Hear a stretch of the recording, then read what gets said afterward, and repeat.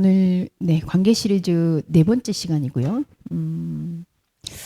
신약 성경은 아마 거의가 이 예수와 대면하는 사람들과의 그 관계가 아닐까 싶어요. 왜냐면 뭐 예수와 부모, 예수와 뭐 오늘 나오는 이 제자, 그리고 예수와 다른 그런 관계였어도 결국은 예수와 나, 예수와 우리라는 관계가 무엇인지를 궁극적으로 계속 묻는 그 과정이기 때문에 예수와 이 제자들이 맺었던 오늘 관계성을 통해서 우리는 오늘 예수와 어떻게 만날 수 있는가 그 생각을 좀 해봤으면 좋겠습니다. 본문은 마태복음 5장 1절에서 12절인데요. 우리가 잘 알고 있는 팔복의 말씀인데 이 말씀을 통해서 한번 짚어보도록 하죠. 마태복음 5장 1절 말씀부터 제가 읽겠습니다. 예수께서 무리를 보시고 산에 올라가 앉으시니 제자들이 나온지라 입을 열어 가르쳐 이르시되 심령이 가난한 자는 복이 있나니 천국이 그들의 것이며 애통하는 자는 복이 있나니 그들이 위로를 받을 것이며 온유한 자는 복이 있나니 그들이 땅을 기업으로 받을 것이며 의에 줄이고 목마른 자는 복이 있나니 그들이 배부를 것이며 긍휼히 여기는 자는 복이 있나니 그들이 긍휼히 여김을 받을 것이며 마음이 청결한 자는 복이 있나니 그들이 하나님을 볼 것이며 화평하게 하는 자는 복이 있나니 그들이 하나님의 아들이라 일컬음을 받을 것이며 의를 위하여 박해를 받는 자는 복이 있나니 천국이 그들의 것임이라. 나로 말미암아 너희를 욕하고 박해하고 거짓으로 너희를 거슬러 모든 악한 말을 할 때에는 너희에게 복이 있나니 기뻐하고 즐거워하라. 하늘에서 너희의 상이 큼이라. 너희 전에 있던 선지자들도 이같이 박해하였느니라. 아멘. 팔복의 말씀이 예수와 제자들 관계인데 사실 지난주에 그 베드로와 나를 따르라 할 때 그 제자들의 어떤 부르심으로 이해를 해야 되는데 이 팔복은 사실 복의 강령이라고도 하고 황금률이라고도 해서 또 한편으로는 또 인간관계의 원리로도 많이 설명을 하는 것 같긴 합니다. 근데 저는 사실 이 예수님이 하신 말씀 중에 이 말씀이 그 사람들이 글쎄요, 뭐 명확하게 모른다 그러면 그렇지만 어떤 관점에서 보든 이 말씀이 핵심이구나라는 거를 보는 것처럼 이 말씀이 정말 오늘날 우리에게도 하나님과 우리가 관계 맺음에 대한 결정판이라고 저는 생각합니다. 자, 그럼 한번 또 질문을 해봐야죠. 우리 유진님, 그 가람님을 왜 만나셨습니까? 왜 만나셨습니까? 잘생겨서? 왜요? 그럼 잘생겼다. 잘생긴 사람을 보면 본인은 감정이 어떻습니까? 잘생긴 사람을 봤더니, 잘생긴 가람을 만났더니, 두근? 두근두근. 어떤 두근두근? 그 어쨌든 반응으로. 저는 궁극적으로 그렇거든요. 내가 사람과의 관계를 맺어요. 그럼 사람들이 늘 얘기하죠. 이 관계가 좋다. 관계에 뭐 사랑을 이룬다. 뭘 한다. 이 궁극적으로 뭘까? 저는 그게 바로 우리가 가지고 있는 행복의 의지라는 생각이 들거든요. 행복하려고. 그죠? 잘생긴 사람 보면 행복하죠. 그랬더니 잘생긴 사람하고 이왕이면 살면 더 행복하겠죠. 물론 이런 착각을 가지고 삽니다. 그런데 어쨌든 우리가 관계를 맺는다라는 건 저는 불행하려고 관계 맺는 사람은 없는 것 같아요. 그죠? 그렇다면 이 행복, 사실 여기 나오는 복이 있으라, 복이 있으라, 복이 있으라 라고 얘기했을 때 사실 이거는 관계의 시점에서 본다면 행복하다, 행복하다, 행복하다. 저는 이렇게 고백되어야 되는 말씀이라고 생각하거든요. 안 그러면 우리가 마치 그래 부자 되는 게 복이지. 아버지 사업을 내가 이제 물려받아가지고 뭘 하는 게 복이지. 진짜 복을 어떤 얻는 개념으로 생각해서 우리가 생각하고 있는, 특히 이 세계에 지금 지배하고 있는 돈의 논리, 자본주의의 논리 가운데 있는 것을 복으로 얻는 거. 내가 뭔가를 투자했더니 뻥튀기가 돼서 더 커지더라.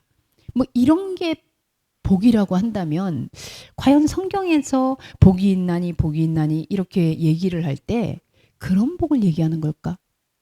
그 복은 결국은 소유하는 데서 오는 복이거든요. 근데 이게 사실 여러분들 읽어보시면 알겠지만 어떻게 보면 복이 아니라 약간 저주 같은 느낌이에요. 왜냐하면 복의 전제로 나오는 단어들이 가난해라, 애통해라, 그리고 누가 뭐래도 온유해라, 줄이고 목말러라, 뭐 남들을 긍휼히 여겨라, 청결해라, 그리고 남을 화평하게. 여러분 이게 복을 받는데 꼭 이래야 됩니까? 자본주의는요, 돈 넣으면 돈이 더 크게 와요. 예. 근데 여기서 꼭, 그러니까 사실 이게 복의 어떤 조건절이라고 한다면 우리는 복을, 저는 좀 저 같은 사람은 나는 심령 안 가난하고 천국까지는 아니지만 그냥 적당히 살면 안 될까? 애통 안 하고, 애통하는 게 지옥 같잖아요. 근데 애통 안 하고 그냥 위로받을 일 없이 그냥 편안하게 살면 안 될까? 사실 제가 생각하는 복의 개념으로는 전 그렇거든요. 굳이 내가 이 복을 받으려고, 아니 고작 배부르려고 막 줄이고 목마르고 막 이거를 해야만 그냥 좀 배부르고, 나 좀 배 덜 부르면 안 되나? 적당히 먹고 배고프지 않을 정도만 되면 안 되나? 저는 사실 그래요.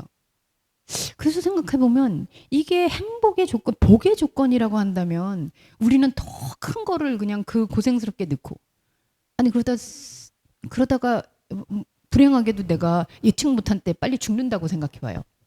나 아직 복을 이루지도 못했는데, 애통하다가 이제 위로 받아야 되는데 애통하다 죽었어. 그럼 이게 얼마나 억울해요. 그래서 과연 예수님이 이 팔복의 산상수훈이 진짜 우리한테 더 어려운 거를 고생할 생각을 하면 그거를 하나님이 보고 너 가상하다, 내가 좀 더 잘해줄게, 이러고 주는 개념일까? 분명히 아니겠죠. 그런 거라면 우리가, 그죠? 여러분들 여기 앉아 계시면 안 됩니다. 네. 저기 캄보디아로 가시던지 저기 지금 전쟁터로 나가신, 우리 신혼이 전쟁터로 나갔다도 왔으니까 뭐 할 말은 없지만 네.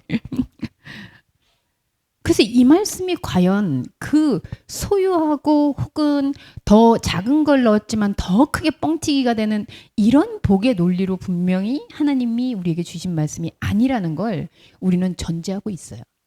근데 전제에도 불구하고 그것을 내가 정말 그렇게 절감하고 인식하는 건 또 다른 문제인 것 같습니다. 그렇다면 이 말씀은 도대체 오늘 뭘까? 그리고 저는 감히 이게 하나님과 우리가 맺고 있는 관계의 완성도라고 저는 이해하거든요. 그렇다면 이게 도대체 뭘까라는 부분을 여러분과 함께 적나라하게 한번 생각해 봅시다. 자, 이 말씀을 왜 관계의 정점이라고 생각하냐면 1절, 2절이 저는 이거의 대전제라고 생각해요. 대전제라는 것은, 그죠? 아까 찬송가인데 찬송가처럼 해주지 마세요. 우리 가람님이 전제를 바꿨어요. 예. 근데 찬송가인데 찬송가처럼 안 하면 찬송가일까요? 찬송가가 아닐까요? 근데 어쨌든 찬송가라서 너무도 당연하게 찬송가처럼이라는 얘기를 하는데 그 전제를 바꿔주세요 라고 얘기를 하는 순간 이 행동을 하는 사람은 이게 바뀌잖아요. 그러면 찬송가처럼 아니라는 건 뭐가 되는 거지? 그러면 여기서 어떻게 내가 평소에 치던 데서 어떻게 달리해야 되는 거지? 이렇게 행동하는 것이 이 전제에 의해서 바뀌어진단 말이죠.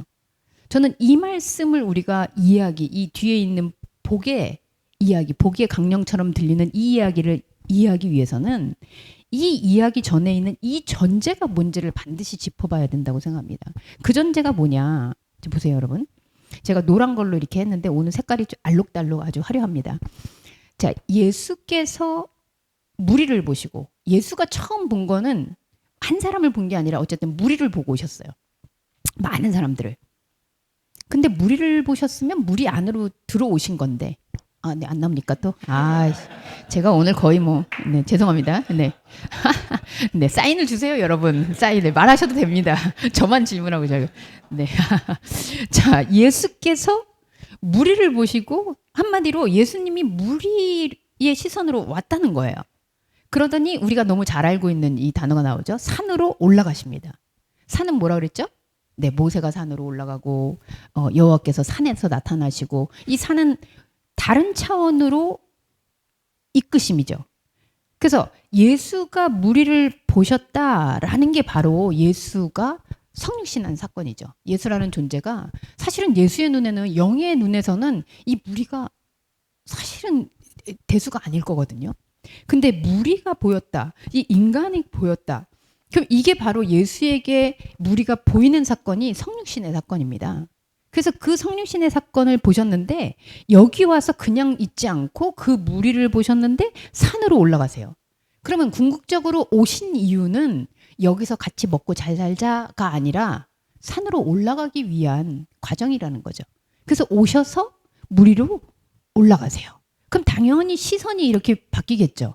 그런데 재밌는 것은 무리로 오셔서 산을 갔는데 올라가서 앉으셨는데 나온 거는 무리가 아니에요. 그죠? 누가 나왔어요? 누가? 제자들이. 네. 분명히 무리에게 오셔서 무리로 하여금 산을 보게 하시고 산의 차원으로 이동하셨는데 나온 거는 무리들이 나온지라가 아니라 제자가 나온단 말이죠. 그럼 여러분 이 관계가 좀 이해되십니까? 예수 그리스도께서 이 무리라는 곳에 오셨는데 이 다른 차원의 이건 영적 차원이겠죠. 무리가 사는 현상의 차원에서 영의 차원으로 가시니 무리는 영의 차원을 보는 거에 관심이 없어요. 개념이 없어요. 그런데 거기에서 이게 뭐지? 하고 바라본 그 시선이 제자들이라는 거예요. 거기서 제자를 이끌어내시는 거죠. 무리들 안에서. 뭐 우리가 늘 얘기하지만 우리가 사실은 인간의 이 몸을 가지고 그리고 우리 안에는 영적 자아가 있다라고 얘기하잖아요. 그럼 우리의 인간의 몸은 무리겠죠. 그래서 예수가 무리인 나를 보고 오세요. 근데 이분이 여기서 무리에서 너 이거 잘해줄게, 이거 줄게, 이거 복 줄게, 이거 부자 될 거야, 뭐 갖고 싶은 거 뭐야. 그래서 무리들은 여기서 구해요. 저는요 지금 이것도 하고 싶고요, 저것도 주시고요, 모두 해주시고요. 네, 여기서 원해요. 그게 무리들이에요. 근데 예수님은 여기 있는 게 관심이 아니에요. 그래서 산의 차원으로 가세요. 그랬더니 무리가 다 쫓아가는 게 아니라 거기서 예수의 그 산의 차원으로 가심을 그 이끌림을 받은 자만 올라가시더라. 그래서 제자들이 나가는 거죠. 제자는 바로 이 상태입니다. 그럼 이 제자는 우리 안에서는 우리의 무리들 속에 예수와 교감할 수 있는 영적 자아, 그거를 제자라고 해요. 자, 그런데 12제자다. 뭐 그럼 우린 제자도다. 그래서 제자 훈련 막 여러분 미안합니다. 제가 왜 제자 훈련 안 시키는지 알겠죠? 네. 우린 제자가 되려고 해서 되는 게 아니고요. 예수가 무리 중에 있는데 그 무리 중에서 예수인데 저분이 산에 가시네. 이렇게 보이는 존재가 제자라고요. 그래서 이 예수와 제자가 만나요. 자, 오늘 제가 간만에 그림을 그렸습니다. 네, 좀 복잡하지만 짠. 자, 보이시죠? 무리. 네, 무리들. 근데 사실은 이 무리가 사실은 한 덩어리예요. 그래서 이 무리들이 있는데 여러분 그 무리 그 중심에 작은 노란색 보이십니까? 네, 걔가 이제 제자죠. 우리 안에 내가 무리에 비록 있음에도 불구하고 우리 안에 이 제자의 속성, 곧 그리스도와 소통할 수 있는 그 영적 자아가 우리 안에 있다라는 거예요. 그리고 예수는 이 무리를 다 이끄는 게 아니라 그 중에서 이 노란색 자기하고 같은 속성을 가진 영적 자아를 끌어내기 위해서 이 땅에 오시고 거기에서 무리를 빼내세요. 그게 제자예요. 그래서 제자고 제가 그걸 안 썼네요. 사실은 여러분 그 가운데 있는 게 제자고요. 맨 끝에 오른쪽에 있는 게 그 예수입니다. 그래서 예수의 속성과 같이 소통할 수 있는 구조의 영적 자아를 빼내시는 거죠. 그래서 제자하고 만나요. 자, 그러면 이제 오늘 내용을 그러면 이제 우리가 한번 해석을 해봅시다. 무슨 뜻이냐면 예수가 그죠? 제가 여기에서 여러분들 다 있는데 까야만 나오세요. 그리고 저쪽으로 갔어요. 그럼 까야는 누구 눈치를 볼까요? 신난다 목사님이 부르니까 얼른 가자 이러고 나오나? 근데 저 뒤에서 이제 막 찬양팀 너는 어디 가는 거야? 목사님이 왜 쟤만 불러? 그리고 왜 지금 쟤만 이렇게 해가지고 그럼 까야가 이제 나 여기 온 지 얼마 되지도 않았는데 목사님이 나만 불러가지고 쟤네들한테서 나 왕따 되면 어떡하지? 이제 뭐 이런 생각을 하게 되는 거죠. 한마디로 무리로부터 결별이 일어나잖아요. 예수에게로 이 영적 시선을 돌린다는 것은 이 무리로부터 내가 끊어진다는 거거든요. 무리로부터 나온다라는 거거든요. 그래서 산으로 올라가게 된다는 거거든요. 그럼 거기 이별이 생기잖아요. 그 끊어짐이. 그럼 그 끊어짐, 어떻게 연애해 보셨습니까? 헤어질 때 어떻습니까? 안 좋았습니다. 뭐 그렇게 그냥 안 좋았습니다. 뭐 이렇게 이야기하는 굉장히 지금 생각해도 안 좋죠. 네, 지금 생각해도 행복은 아니죠. 네. 혹시 새로 만나셨습니까? 아직이요. 아, 그럼 잘 모르겠네. 자, 그러면 자, 어쨌든 이 결별이 된 것을 우리의 인간의 이 무리는 왜냐면 제자가 됐다고 해서 무리를 내가 싹 기억상실처럼 잊고 가는 게 아니거든요. 난 아직도 무리의 속성을 가지고 있고 이 영적 차원의 자아가 예수라는 그 속성을 만났을 뿐이에요. 그래서 이 현상에 대한 이 무리들이 공존해요.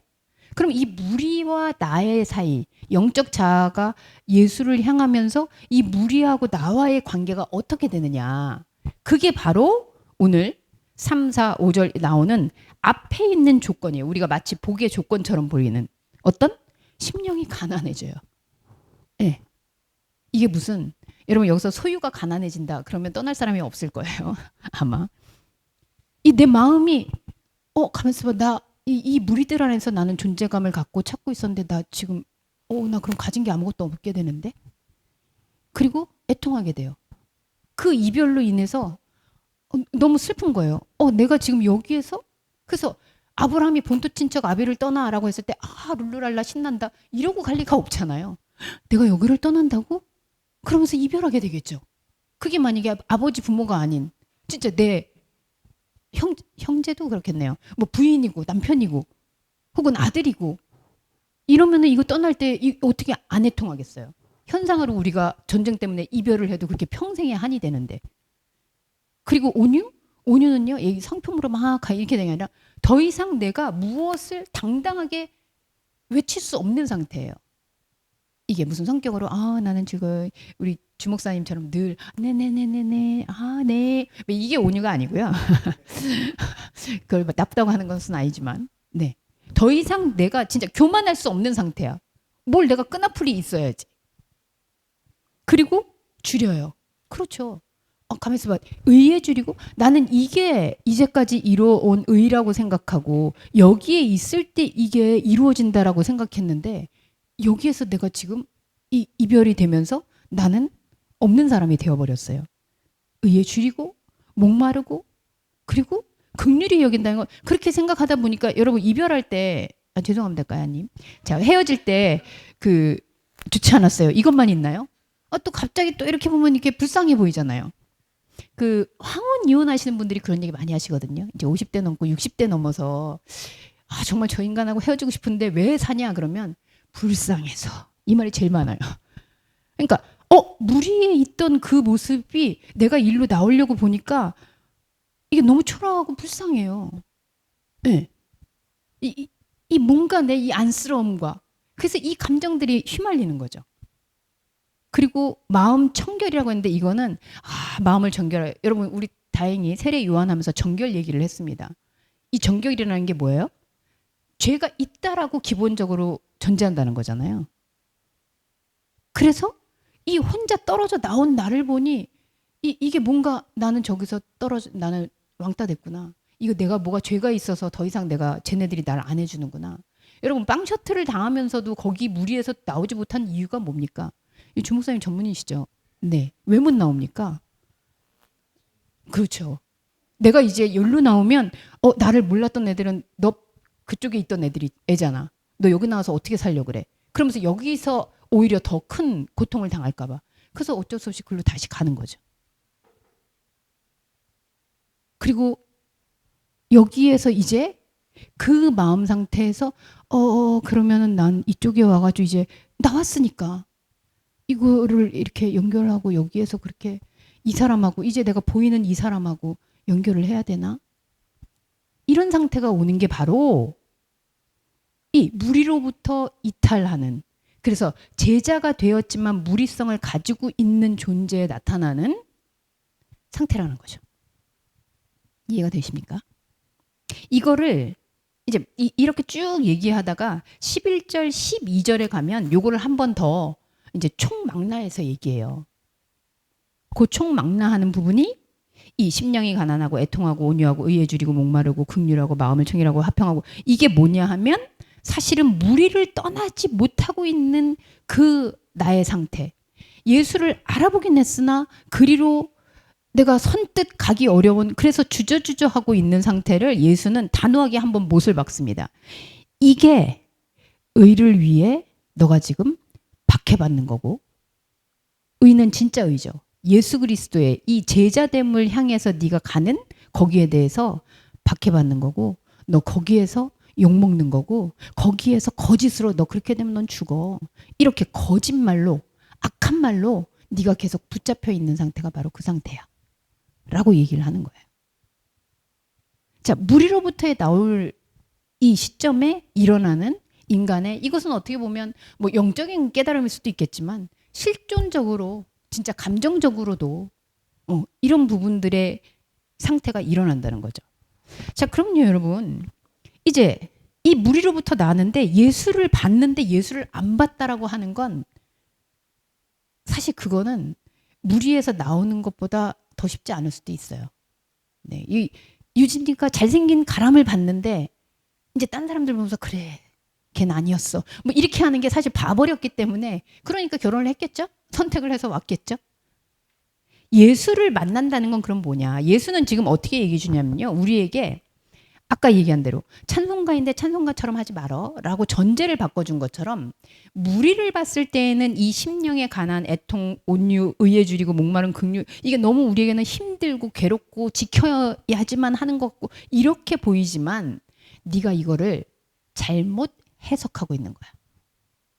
네가 만약에 무리를 보면서 생각하면은 지금 그게 내가 심령이 가난해지고 있구나, 내가 지금 애통하고 있구나 이렇게 생각하고 있는데, 그게 사실은 그 단어가 아니다. 어떤 단어? 이거를 다시 해석해 주는 게 뒤에 나오는 얘기예요. 너는 그거를 심령이 가난해지는 거라고 너는 생각하지. 그래서 무리로부터 내가 떨어지면 내가 힘들다고 생각하지. 아니야, 그건 천국이야. 그래서 심령이 가난한 자는 천국을 본다. 너는 지금 심령이 가난해져야 된다라고 그렇게 생각하는데 그게 아니고 이거는 천국이야. 그리고 너는 지금 무리로부터 떨어져서 애통한다라고 너는 지금 막 슬퍼하고 있는데 아니야. 이거는 진짜 하나님과, 이 위로라는 말이 가깝다, 초청한다 이 말이 있거든요. 근데 가까이 있는 상태가 위로거든요. 그러니까 너는 여기서 멀어진다라는 거에 집중해서 지금 애통하는데 그게 아니라 넌 지금 하나님과 가까워서 그냥 그 위로 그 자체로 있는 상태야 라고 해석을 달리 바꿔주는 거예요. 그리고 너 온유해? 그래서 네가 내세울 게 아무것도 없다고? 아니야. 너 현상으로도, 그리고 하나님의 기업으로도 너는 이제 진짜 기업을 얻는 자가 되는 거야. 네가 지금 잘못 해석하고 있는 거야. 그리고 너는 지금 무리에 대해서 불쌍해. 그리고 나 나오면 여기 어떻게 살 수 있지? 정말 내 존재가 너무 초라하다. 이렇게 너는 생각하지. 아니야. 이거는 하나님이 먼저 너를 긍휼히 여기고 있어서 너에게 왔다는 사실을 확인하는 그 지점이야. 그 다음은 여론을 다 해석할 수 있겠죠. 그래서 마음이 청결하다는 것이 왜 하나님을 보는 사건인지, 화평하게 하는 거, 이제 돌이켜서 이쪽 관계가 아닌 이쪽 관계로 돌아서는 게 그게 화평인데 왜 그것이 하나님의 아들이라 불림을 받는지. 왜냐고요? 하나님이 그렇게 해서 왔거든요. 진짜 하나님의 아들이. 여러분, 우리 얘기했지만 하나님을 믿는 이유가 뭡니까? 우리가 천국에 갈 수 있는 이유가 뭡니까? 하나님을 아버지라고 부르는 이유가 뭡니까? 하나님 아저씨, 하나님 할아버지 안 부르고 옆집 아저씨 이렇게 안 부르고 아버지라고 부르는 이유가 뭐예요? 가족 되고 싶어서 그런 거잖아요. 진짜 내가 무리에서 이렇게 나오면서 예수와 같은 속성으로 대면할 때 그게 가족이라고요. 그게 딸이고, 그래서 누가 내 형제냐 어머니냐 이거 얘기할 때 우리 했었잖아요. 그리고 이게 바로 여기서 이제 이 무리로부터 끊어지는 그 사건이 비로소 딴 데 가서 아니고요. 하늘나라 저기 가가지고 아니고요. 아까 우리 윤동주 시를 읽었지만 윤동주가 왜 푸른 하늘을 보는데 왜 땅이 부끄럽습니까? 이젠 땅만 보고 살면 사실은 부끄러울 일이 없는데, 이제 천국이 이 땅에 있다라는, 이 땅에서의 하나님의 관계와 이 땅에서 내가 예수와 함께 산다라는 것이 이제 인식되는 거예요. 그게 천국이잖아요. 그래서 이거를 다시 한번 12절에 또 강조해 주죠. 너 이게 뭔지 알아? 이 천국, 위로, 땅, 기업, 배부르고 긍휼히 여김을 받고 하나님을 보게 되고 이게 뭔지 알아? 그게 바로 12절에 얘기하는 기뻐하고 즐거워하라 하늘에서 너희의 상이 큼이라. 이게 진짜 기쁨이고 이게 진짜 즐거움이고 이게 하늘의 상이야. 하늘의 상은 죽어가지고 천국 가가지고 금면류관, 은면류관. 여러분 저는 면류관 안 씁니다. 저 두통이 좀 많아가지고요. 저는 쓰고 싶지는 않고요. 진짜 상은 이 땅에서 이 하늘과 내가 연결되어 있는 존재로 살고 있구나. 그게 바로 진짜 상이거든요. 천국 가서 받는 상은 또 거기 가서 경쟁해야 될 거예요, 여러분. 그리고 이게 여기 선지자란 말이 나오죠. 선지자 뭐예요? 우리 옛날에 구약할 때 했었는데 선지자는 미래를 보는 사람이 아니라 원래부터 있던 나를 보고 있는 상태가 선지자예요. 내가 영적 존재라는, 겉으로는 뭐가 어떻고 저떻고 막 시간 속에 살고 있는데 이 선지자는 항상 우리를 너는 하나님과 너 몸이 있기 전에 넌 뭐였어? 너는 지금 어디서 왔어? 그래서 우리로 하여금 그 처음 그 자리, 그 원형적인 자리에 있게 생각하게 하고 상기하게 하는 게 선지자거든요. 그 선지자 어디서 나와요? 우리죠. 뭐 이사야만, 엘리야만, 엘리사만 이런 게 선지자가 아니라 우리 안에 비로소 이 무리와의 결별을 하고 예수 그리스도를 보는 순간 원래 나는 저기 소속이 아니라 여기 소속된 존재였구나. 그걸 알려주는 선지자가 우리 안에서 얘기를 하기 시작하죠. 자, 여러분 이해 되십니까? 관계 다시 한번 정리해 볼게요. 무리에서 예수 그리스도가 오셨다가 나가시면서 그냥 나가시는 게 아니라 우리로 하여금 예수 그리스도의 차원에 있는, 근데 무리는 이거를 알아듣지 못하지만 우리 안에 있는 예수의 속성, 그리스도의 속성, 하나님이 처음에 후하고 불어넣었던 그 생명의 속성이 예수를 알아보게 돼요. 근데 여기에서 우리는 이 땅이 공존하고 있기 때문에 부대낌이 일어나요. 그래서 무리와의 결별을 통해서 우리는 가난한 것 같고 애통을 하는 것 같고 교만할 게 아무것도 없이 난 이제 찌그러져 살아야 되는구나. 그리고 줄이고 목마르고 이 비참한 인생을 살아가는 것 같은데 이건 속임수라는 거예요. 그렇게 막 박해하고 욕하고 거짓말하고 이 모든 것들에 속는 게 바로 악한 일이에요. 근데 이것을 예수님이 다시 언어를 바꿔주시는 거예요. 뭐 어쩔 수 없이 부부라서 제가 자꾸 예의를 들어서 죄송합니다. 유진은 아마 잘생긴 가람을 만나기 전까지 나는 좀 못났나? 나는 우리 집에서 셋째인데 내가 정말 사랑을 받는 존재 맞나? 이랬을 수 있어요. 근데 이 한 사람을 만나니까 이 한 사람은 내가 전부야. 나에 대해서만 인정해줘. 그러면서 안에서 내가 다른 존재가 되었다는 게 인식되잖아요. 마치. 그래서 이 안에서 다른 관계의 설정이 일어나는 거죠. 이거를 우리 뭐라 그런다고요? 행복이라고요. 자, 행복해졌어요. 죄송합니다. 제 결혼 첫날 밤에 무슨 고백을 하셨을까요? 유진님. 그날 피곤하긴 했겠지만 둘이 앉아서. 아니면 가람이가 뭐라 하던가요? 너무 오래됐어. 뭐 어떤 표현이 됐든 결국 우리 드디어 결혼했다. 우리 행복하다. 그랬겠죠. 그래서 뭐 깨를 볶았겠죠. 자, 그 깨를 볶는 그게 이 무리에서 나와서 내가 막 이 두려움과 나 이거 살 수 있을까? 이거 떠나면 과연 가능할까? 내가 지금 무리에서 나 혼자 이탈하면 저 무리들은 잘하고 있는데 내가 다시 절로 들어갈 수는 있을까? 이렇게 고민하는데 그게 아니야. 네가 오해하고 있는 거거든 해서 서로 말이 들렸어요. 그럼 둘이 어떻게 되게요? 짝짝꿍이 되죠. 전 세계에서 아무도 가람이 잘생겼어요. 근데 아무도 막 잘생겨서 막 저 사람하고 살고 싶다 이러지 않는데 한 사람 유지는 나 저 사람하고 너무 살고 싶어. 이 관계가 되잖아요. 그럼 둘이 이제 이 짝짝꿍이 돼서 어떻게 해요? 너무 행복하다. 너무 행복하다. 너무 행복하다. 우리 너무 좋다. 이렇게 고백하는 게 이 가운데 있는 말이거든요. 아까 제가 여기 녹색으로 돼 있는 녹색이 아니죠. 여기 살색으로 해놓은 네. 복이 있다, 복이 있다, 복이 있다, 복이 있다, 복이 있다. 이게 심령이 가난한 게 그게 아니고 천국이었구나. 어머 너무 행복해.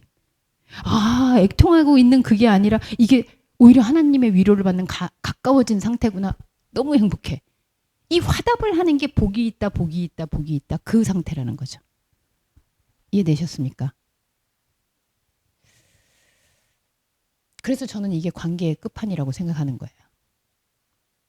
오늘도 예수 그리스도는 우리에게로 성육신 하시죠. 성육신은 예전에 2000년 전에 예수님이 이 땅에 몸을 입고 와가지고 쫙 걸어다니시고 우리 본 적도 없어요. 그리고 우리나라 땅에는 안 와요. 그래서 요즘 케이팝이 유행이라 이쪽으로 오실지는 모르겠으나 네. 그런 예수님이 아니라 오늘도 우리 안에 이렇게 말씀으로 예수가 오시죠. 그리고 우리로 하여금 들리고 보이고 하는 그 세계로 우리를 산으로 같이 이끄시죠. 근데 그 산으로 내 무리들은 비록 여기 있지만 현상들은 여기에 잔재해 있지만 그 가운데 무리성을 가지고 있으면서도 예수를 알아볼 수 있는 우리의 귀, 눈, 생각 이런 것들은 예수를 향해 보게 되죠. 거기에서 다른 관계가 형성되고 아 진짜 내가 이런 존재였구나를 알게 되니까 예수가 거봐 너 이제 알았지. 그러면서 둘이 하이파이브를 하면서 아 맞아 너무 행복해 너무 행복해 너무 행복해. 까야가 요즘 최근에 와가지고 저한테 그랬어요. 목사님 저는 여기 와서 너무 좋아요. 너무 좋아요. 옛날에 민지도 그랬단다. 옛날에 유진도 그랬단다. 네, 여러분들 다 그 감정 있잖아요. 처음에 네, 여기 아트교에 와가지고 저희가 이렇게 했을 때 다 그랬었죠. 과거에 그랬잖아요. 네, 근데 그 감정은 오래가지 않는단다. 아 오래가요. 네. 이제 1년 됐잖아. 그거예요. 그래서 예수와의 이 통하는 만남을 봤을 때 너무 행복해, 너무 행복해, 너무 행복해. 여러분 이게 바로 우리가 그토록 복의 강령이라고 황금률이라고 인간관계에서 이렇게 하면 다 성공한다고 하는 이 조건이나 규칙이 아니라 하나님과 우리가 직면했을 때 우리가 어떤 존재가 되는지 그리고 하나님과 우리는 원래부터 어떤 관계였는지를 드러내주는 말씀이라고 저는 믿어 의심치 않습니다. 그리고 이 말씀이 그 말씀이 아니라면 우리는 정말 계속 애통하고 있을 거예요. 계속 나는 찍소리도 못하고 그냥 기죽어 있을 거예요. 계속 뭔가 의로운 일을 해야 되는데 또 망쳤네 나 또 승질 냈네 이러면서 나는 굶주리고 줄이고 위축되고 이러고 있을 거예요. 이거를 해석해 주는 게 말씀이에요. 그리고 그 말씀이 바로 여러분들 안에서 여러분이 말씀이신 그리스도와 같은 속성을 가졌다라고 증거해 주는 겁니다. 그 증거에 흔들리지 않고 여러분도 너무 행복해, 너무 행복해, 너무 행복해 확 좋아 죽는 그 행복한 삶을 천국 가서 누리지 마시고요. 여기서 말씀을 통해 계속 확인하면서 여러분들이 얼마나 소중한 존재인지 그리고 궁극적으로 여러분들은 귀가 열리고 눈이 열리는 그 제자 이 배우는 제자 아니고요. 그래서 2절로 다시 돌아가서 마무리하겠습니다. 2절에 예수님께서 제자들이 나오니까 이제 입을 열어요. 예수님 세례받을 때도 얘기 한마디도 안 했고요. 예수님 뭐 어머니가 뭐 야 이거 가나안 어쩌고 저쩌면 여자요 무슨 상관이 있나 그러니까 이러고 입 닫는 분이에요. 그런데 제자들이 나오는 순간 입을 엽니다. 그리고 이 이야기를 이 너와 내가 함께해서 너무 행복하다라는 이야기를 말씀하세요. 바로 오늘 이 순간 이 시점 그리고 영원히 여러분들이 귀가 들릴 때나 들리지 않을 때나 우리에게도 말씀하시죠. 그러나 들을 수 있는 귀 볼 수 있는 눈 그것을 가진 제자 영적인 자아만이 예수 그리스도의 이 말씀에 화답하고 함께 행복할 수 있다는 그 자유함을 결코 천국이 아닌 이 땅에서 누리는 저와 여러분들이 될 수 있기를 소원합니다. 기도하겠습니다. 하나님 무리를 떠나서 예수를 본다는 것 예수가 더 큰 걸 주실 테니까 예수가 더 많은 걸 주실 테니까 예수는 더 힘센 분이니까 여서가 아니라 내가 이 무리가 의지되고 이 안에서 내 존재가 있다라고 생각했던 그 생각 속에서 우리를 이끌어내 주시고 진짜 네가 누구인지 그래서 정말 말씀 안에 풍덩 빠져 산다라고 생각했던 사도 바울이 이게 배설물이었구나 라는 그 개탄과 함께 아무것도 없는 그리고 자기가 직접 벌어먹으면서 살아야 하는 그 예수, 그 길을 쫓았던 것처럼 우리는 무엇을 잃어버린지 모르는 자가 아니라 우리가 찾고 있는 것이 무엇을 찾고 있는 것이구나. 이 말씀 안에서 그 하늘의 열림을 보는, 그리고 이 땅의 삶이 되기를 소원합니다. 우리와 함께 하시는, 오늘도 우리를 우리 무리 가운데서 불러내시는, 그리고 행복의 화답을 하시는 예수 그리스도의 이름으로 기도합니다. 아멘.